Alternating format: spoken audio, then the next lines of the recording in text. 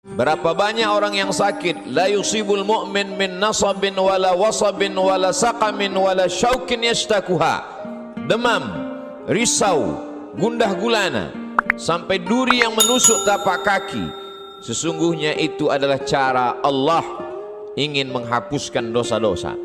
Ada orang-orang yang silap, salah dan berdosa, lalu Allah sayang kepadanya. Innallaha idza ahabba qauman ibtalahum. Kalau Allah sayang kepada kaum itu, Allah uji dia dengan penyakit, lalu Allah bersihkan dia hatta yamshi 'alal ardi makanan alaihi khati'ah, sampai dia berjalan di atas muka bumi tidak lagi ada dosanya walaupun sebesar debu, bersih sebersih-bersihnya. Tapi terkadang pandangan manusia berbeda dengan pandangan Allah Subhanahu wa ta'ala. Allah menguji manusia membuat derajatnya naik. Allah menguji manusia membuat dosanya hilang. Allah menguji manusia membuat dia sabar, dan ketika dia sabar Allah berikan balasan. Innama yuwaffas sabiruna ajrahum bighairi hisab. Balasannya tidak dapat dihitung oleh manusia. Tapi kemudian manusia memandang inilah orang yang terlaknat karena sering sakit. Inilah orang yang terlaknat karena selalu banyak kesulitan, kesusahan dalam hidupnya. Padahal orang yang terlaknat adalah orang yang ketika diberikan nikmat, manusia menyangka itu nikmat, padahal itu hanyalah azab yang tertunda. Apa kata Allah Subhanahu wa ta'ala? Sanastadrijuhum, kami berikan mereka istidraj min haitsu la ya'lamun, tanpa mereka sadari mereka sedang dipermainkan Allah Subhanahu wa ta'ala. Orang menyangka mereka adalah orang-orang yang diberi nikmat, padahal sesungguhnya dia sedang dipermainkan dengan azab, tapi berbaju nikmat.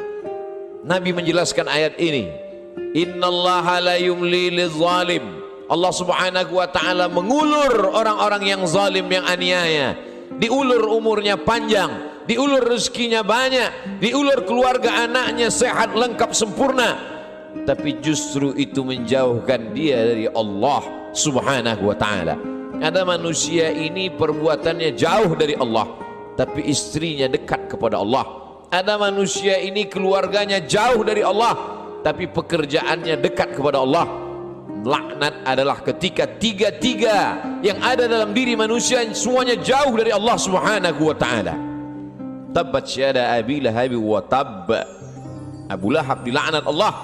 Apa yang pertama jauh dari Allah Subhanahu wa ta'ala? Ma aghna anhu maluhu.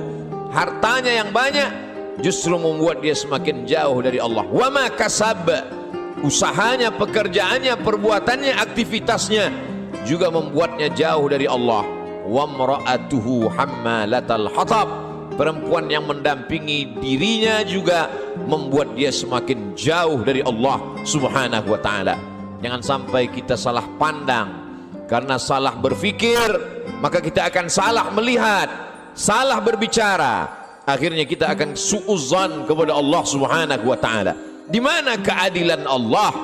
Mengapa orang yang tidak berbuat pahala, tidak pernah berbuat sedekah, tidak pernah melaksanakan salat, badannya sehat, umurnya panjang, rezekinya melimpah? Di mana keadilan Allah? Salah faham, salah fikir, salah pandang, salah bicara. Padahal sesungguhnya Allah Subhanahu wa ta'ala sedang berbuat seadil-adilnya. Ada orang-orang yang salah, diberikan Allah ujian sakit, lalu kemudian hapus dosanya, bersih dia menghadap Allah. Tapi ada orang-orang yang salah, karena dia tahu perbuatan itu salah, dia teruskan dalam kesalahannya. Mereka tidak kafir, mereka disebut dengan fasik. Yudhillu bihi katsira, banyak orang yang disesatkan Allah. Wa yahdi bihi katsira, banyak orang yang diberi hidayah oleh Allah. Siapa itu orang yang disesatkan Allah? Wa ma yudhillu bihi illa al-fasiqin, yang disesatkan Allah adalah mereka yang fasik. Siapa itu orang fasik? Orang yang tahu bahwa perbuatan itu salah, dia lakukan kesalahan itu dengan penuh kesadaran. Dia sadar bahwa dia diperhatikan Allah, dia tahu bahwa dia lihat Allah, dia tahu bahwa bersamanya inna alaikum lahafizin, bersamamu ada malaikat-malaikat yang menjaga, kiraman, mulia, katibin, mencatat, ya'lamuna ma taf'alun, mereka tahu apa yang kamu lakukan. Tapi dengan penuh kesadaran dia langgar aturan-aturan Allah, mereka adalah orang-orang yang fasik. Mereka diazab Allah Subhanahu wa taala di dunia, bukan dalam bentuk kemiskinan, bukan dalam bentuk kefakiran, bukan dalam bentuk penyakit. Diazab dalam bentuk kenikmatan agar dia semakin jauh dari Allah Subhanahu wa taala. Innallaha la yumli lizalim.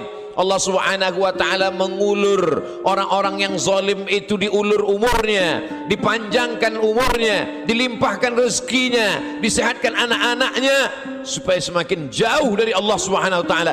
Hatta idza akhadhahu lam yuflithu, sehingga ketika Allah menjatuhkan azabnya ke neraka jahanam nanti, maka tidak ada lagi yang tersisa dari dirinya kecuali hanya layak menerima azab Allah Subhanahu wa taala. Innallaha la yazlimu mithqala dzarrah. Allah tidak pernah berbuat zalim aniaya walaupun sebesar biji sawi, sebesar ujung rambut, sebesar ujung tombak, sebesar mata kail pancing, sebesar butiran debu, sebesar tapak kaki semut yang hitam di atas batu yang hitam di tengah malam yang kelam. Tidak pernah Allah Subhanahu wa taala zalim dan aniaya.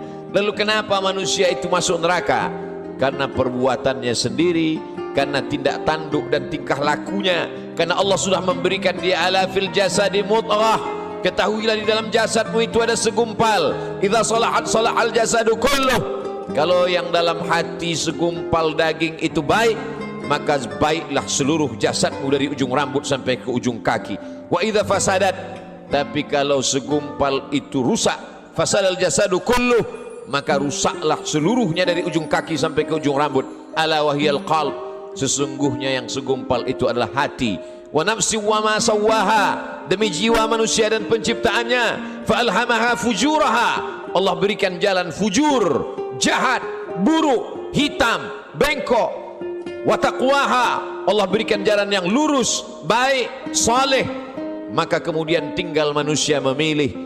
Manusia memilih. Qad aflaha man zakkaha, beruntunglah orang yang mensucikan hatinya, lalu dia memilih jalan yang diberikan Allah Subhanahu wa taala. Wa qad khaba man dassaha, rugi sia-sialah orang yang mengotori jiwanya, lalu dia mengotori dirinya, lalu kemudian dia kembali kepada Allah dengan pakaian dosa, lalu kemudian dia heran sendiri melihat dirinya di hadapan Allah. Ya Rabb, ma li hadzal kitab, mengapa buku catatan dosa amal perbuatan saya ini la yughadiru saghiratan, semua yang kecil-kecil, wala kabiratan, semua yang besar-besar, illa ahsaha, semua tercatat tertulis dalam buku yang nyata.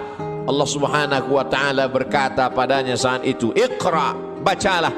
Di dunia kita diperintahkan membaca Al-Quran bersama para kiai, guru, abaib, alim ulama. Kita diperintahkan membaca kitab-kitab. Tapi saat itu kita diperintahkan Iqra kitabak, baca buku catatan amalmu. Kafa bi nafsika al-yawma 'alaika hasiba, cukuplah itu sebagai alat untuk menghitung segala perbuatanmu.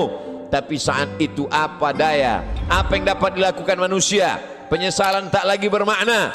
Saat itu dia hanya dapat mengutuk dirinya.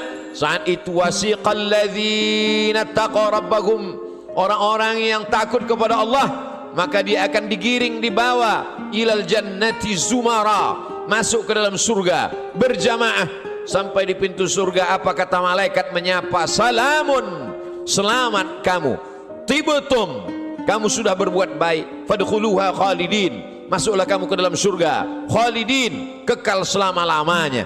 Mendapatkan salam dari pejabat, mendapatkan salam dari orang kaya, betapa bangga, betapa terhormatnya. Ini bukan salam dari makhluk. Salamun qawlan min rabbir rahim, salam dari Allah Subhanahu wa taala. Jibril pernah menitipkan salam kepada Sayyidatuna Aisyah Ummul Mukminin. Betapa senangnya mendapatkan salam dari makhluk yang tak berdosa, malaikat. Tapi ini salam dari Allah Subhanahu wa taala. Salamun, salam, bersih, suci, tak ada noda dan dosa. Min rabbir rahim, dari Allah.